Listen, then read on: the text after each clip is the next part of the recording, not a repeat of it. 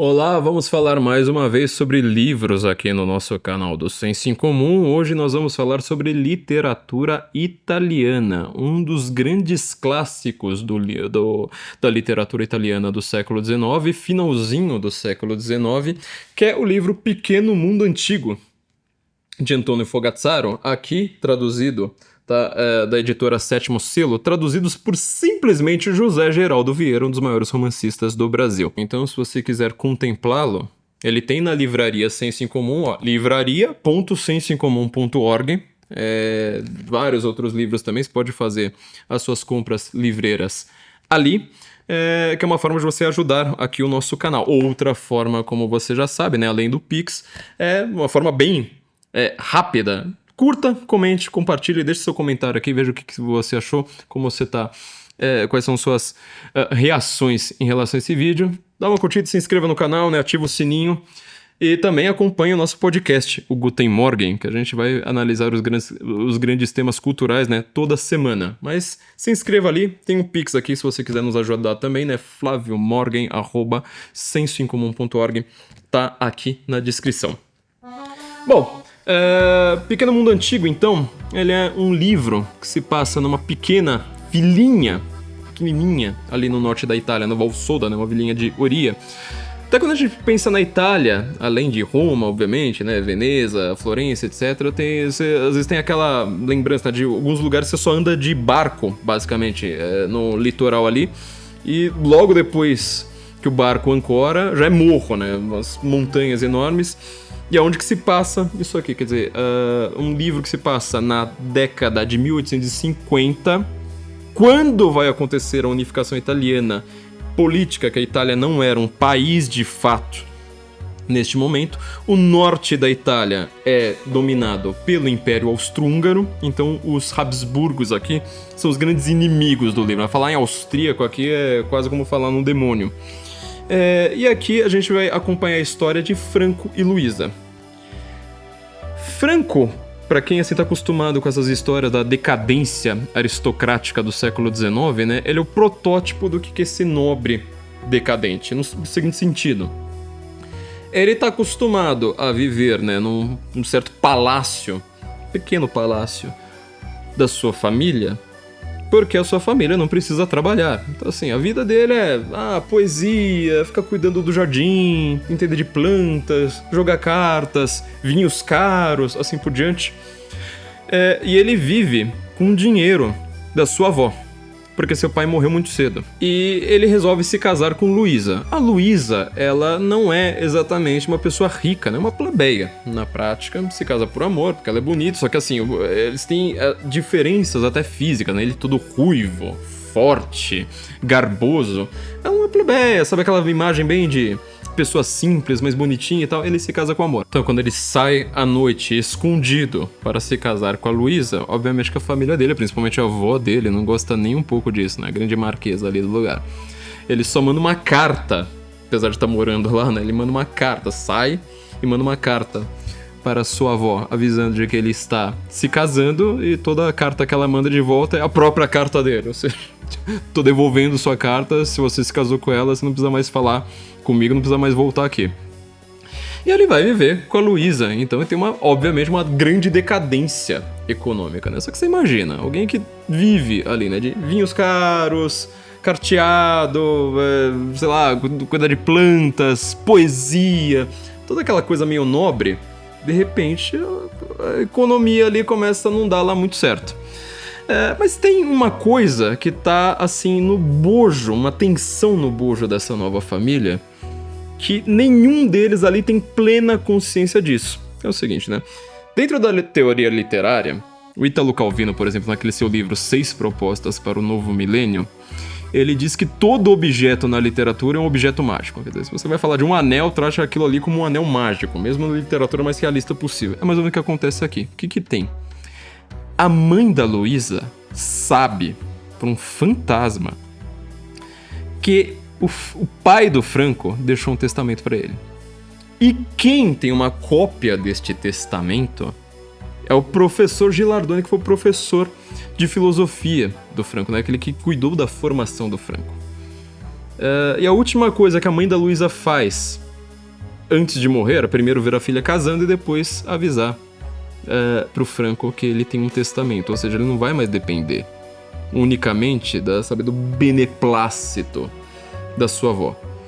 Só que o Franco não avisa pra Luísa. Quer dizer, começa a virar também aquele esquema bem italiano, bem típico de literatura italiana, que parece meio comédia de erros, mas ele tem um aspecto completamente trágico. Aqui não tem nada de humor, não tem nada de engraçado. Ou seja, o Franco, ele pode ter dinheiro, mas ele não tem.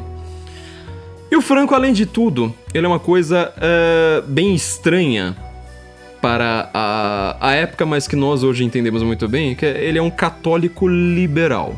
Ou seja, ele trata a religião de uma maneira bem séria, ele é um católico fervoroso, tá sempre rezando, reza o terço todo dia, assim por diante, só que ao mesmo tempo ele gosta das mudanças tecnológicas do progresso, né, de uma nova moral, e principalmente ele é um nacionalista italiano.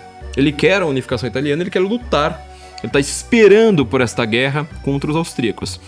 A Luísa, por outro lado, a Luísa é uma pessoa de personalidade muito forte. Filha de um intelectual iluminista. Isso a gente não vai ver por este livro, porque ele faz parte, na verdade, de uma trilogia. Por isso que assim, esse livro é meio estranho na crítica literária, porque os dois outros livros da trilogia, todo mundo fala assim, esses livros são ruins, eles não valem a pena serem lidos, arruinaram a imagem do Fogazzaro, e foi só neste livro que ele chegou à sua obra-prima. De um intelectual iluminista, ela é filha de um intelectual iluminista, então ela tem todas as ideias novas, mas Deus, ele não deve ser, sabe, eu acredito em Deus, mas não acredito na igreja, assim por diante. Bom, enfim, no meio de várias reviravoltas, o dinheiro da família tá acabando, quer dizer, eles não conseguem mais dinheiro pra comprar queijo, quer dizer, a única proteína que eles conseguem é o queijo, nem dinheiro pra comprar queijo eles têm. Eles estão vivendo na casa da Luísa, que vive com seu tio Piero, tio que ama essa família, e eles têm uma filha, a Maria, que é chamada de Sombrinha, né? Um apelido muito vivaz. E ela é a grande alegria, né? Você percebe que esse casal, na verdade, ele começa a se unir muito mais pela filha do que pelo respeito próprio. Franco, que é um homem alto, garboso, ruivo, sabe, da nobreza de verdade, ele é fraco. Ele não trabalha, ele não busca seus ideais, enquanto que a Luísa, que tá lá quietinha no canto dela, sabe, só tendo aquela vida de mãe e de dona de casa, ela que sim é uma personalidade forte, que corre atrás de algo, sabe, que quer alguma coisa diferente, a atenção não poderia ser maior. O que os une na prática é a sua filha Maria, e também ali de fundo a ideia de que os dois defendem a nação italiana, a futura nação italiana, e os dois querem a guerra. Mas enfim, com o dinheiro da família indo pro buraco, Franco se muda para Turim, porque ele tá procurando um emprego. Só que pouco antes dele se mudar para Turim, acontece uma coisa que assim é muito forte para o Brasil de hoje. Ele sofre uma espécie de busca e apreensão na sua casa, quer dizer, a polícia austríaca tá chegando lá e sabe que ele é um nacionalista, um cara contra os austríacos, e faz uma busca e apreensão. Quer dizer, ele fica completamente marcado como pela vizinhança, né, como aquele cara ali problemático. Até a sua avó sai de perto ali de Oria, né, vai morar em outro lugar, enquanto que ele vai ter uma vida de jornalista, sabe, paupérrima, não almoça, chega a não almoçar para mandar dinheiro para sua família.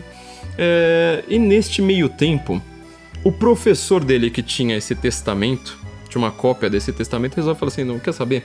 Eu vou agir sozinho, mesmo contra os desejos da família, vou lá até a Marquesa e falar assim, olha, você tá devendo alguma coisa pro seu neto. Eu falo assim, esse homem morreu pra mim, não tenho nada a ver com essa história, só que a Marquesa já fica sabendo dessa história, desse testamento. Ele volta, o professor volta, né? O professor Gilardoni volta e conta pra Luísa, eu falei pra Marquesa, você não sabe, mas tem um testamento. A Luísa fica mais brava ainda com Franco. Seu casamento já tava em crise, eles têm uma discussão religiosa muito grande, né? Mas você não acredita em Deus? Como assim? Olha, a igreja é tudo pra mim e tal. A Luísa fica toda nervosa, escreve uma carta, eles começam a se comunicar por cartas, né? A primeira coisa que ela faz quando ele vai se mudar e trabalhar como jornalista é escrever uma carta e deixa no bolso dele, fala assim, toma isso aqui. O Franco nunca responde aquela carta. A tensão aumenta ainda mais, né? E na hora que chega esse professor e fala assim, olha, o Franco tem um testamento, aí é que a Luísa fica surta. Ela fica maluca da vida e fica remoendo aquilo ali por muito tempo. Até a hora que um dia ela descobre que a Marquesa vai voltar ali pra Oria, né, pra onde que ela mora, fazer uma visita ao seu palácio, e ela resolve sair correndo e fala assim, não, hoje vai ser um dia que assim, eu vou me forçar pra cruzar com ela. Na hora que ela sair do barco, primeira pessoa que ela vai ver sou eu, e eu vou jogar na cara dela falando que ela deve dinheiro pra família, por mais que ela me odeie.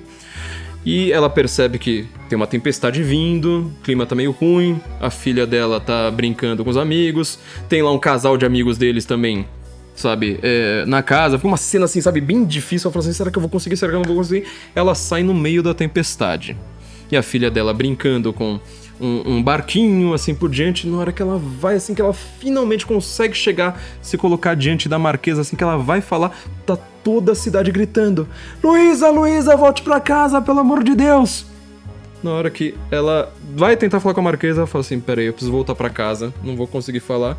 Quando ela chega em casa, ela percebe que a sua filha, brincando com o barquinho, ela saiu de casa no meio da tempestade, escorregou no rio, no lago, que é basicamente a vida deles, e morreu afogada.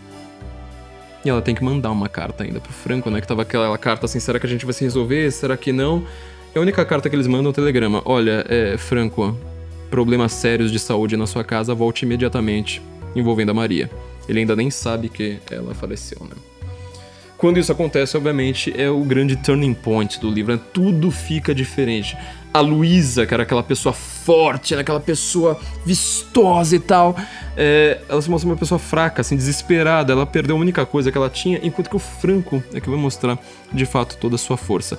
As últimas páginas do livro, então, eu não vou dar spoiler aqui, mas aquele último capítulo, você vê assim, como que essas pessoas todas ignoram a política, ignoram suas divergências, mas elas se transformam radicalmente. O Franco vira uma pessoa diferente, completamente diferente do que você esperava. A Luísa, você fala, gente, aquela pessoa tão forte, tão, sabe, cheia de ímpeto, é a pessoa mais fraca, sabe, que você tá quase querendo dar eletrochoque nela, falando, pelo amor de Deus, para de fazer isso. E ela começa a acreditar também em ideologias bem moderninhas, que a gente conhece muito bem aqui hoje, né? Já que ela não é religiosa, não estava mais tão religiosa assim, começa a falar assim, olha, vamos pensar em novas formas de, sei lá, religiosidade, de relação com os mortos, uma coisa bem assustadora. E o pano de fundo político, ainda por cima, acontece porque o Franco tá chegando de volta em casa, só que ele sabe, ele chegar no Brasil, tô falando Brasil, né, da impressão que a gente tá falando daqui de hoje, né, mas ele chegar em Oria, ele vai ser preso. Parece alguma coisa com o mundo que a gente tem hoje, né?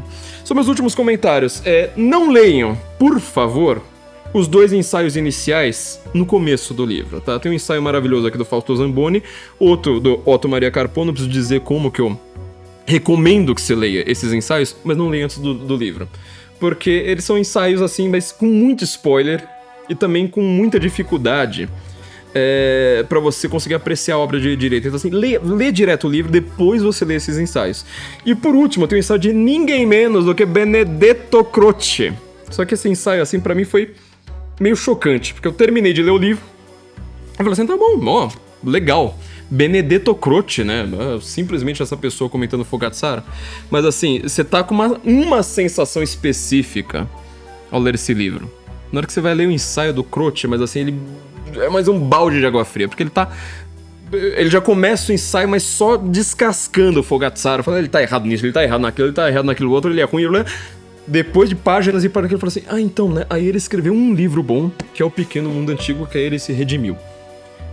Não leia, assim, termina de ler o livro, aí você lê o Fausto Zamboni, leia o Carpo, e por último você lê o Benedetto Croce, sabendo que assim, a sensação que ele vai te dar é uma sensação completamente diferente, né? Pequeno Mundo Antigo é um livro excelente, tá?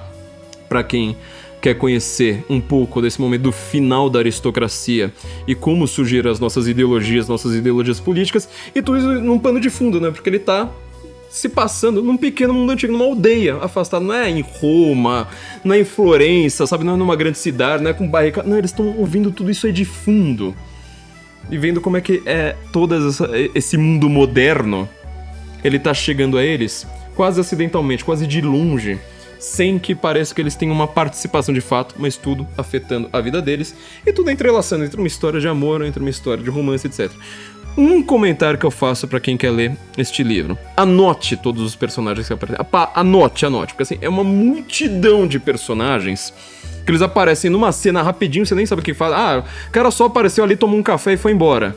Daqui a pouco esse personagem, mas assim, 100, 200 páginas pra frente, ele vai ser muito importante, você nem lembra qual que é. Então assim, quando você vai anotar, faça aquela coisa típica que você faz quando você lê grandes livros no sentido de grandes fisicamente mesmo, né? Ah, não, fala assim, esse personagem ele fez isso naquele momento, tá bom.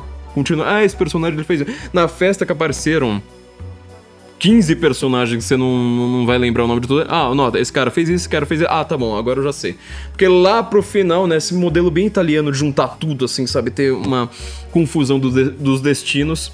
Tudo isso vai ser importante. Recomendo muito, gostei bastante aqui de conhecer o Fogazzaro, conhecer um pouquinho mais de literatura italiana. Curiosamente, né, dessa vez, os meus austríacos, que eu tanto adoro, são os grandes inimigos aqui no livro, né? Tradução do José Geraldo Vieira, nem preciso dizer, né? Um livro bastante avançado, descrevendo sentimentos em detalhes, assim por diante. Mas também um livro um pouco chocante, né? Um livro que precisa ler um pouquinho mais devagar também, mas vale muito a pena pra gente conhecer essa história. Tem na livraria Senso em Comum, livraria.sensocomum.org. Não deixa de se inscrever aqui no canal, comente, diga o que você achou, compartilhe, se inscreva aqui pra você também acompanhar o podcast Guten Morgen. Quem puder também nos faça um pix, flaviomorgen@sensoincomum.org. Compre os livros aqui na nossa livraria, que nós vamos agradecer muito e nos vemos então em breve.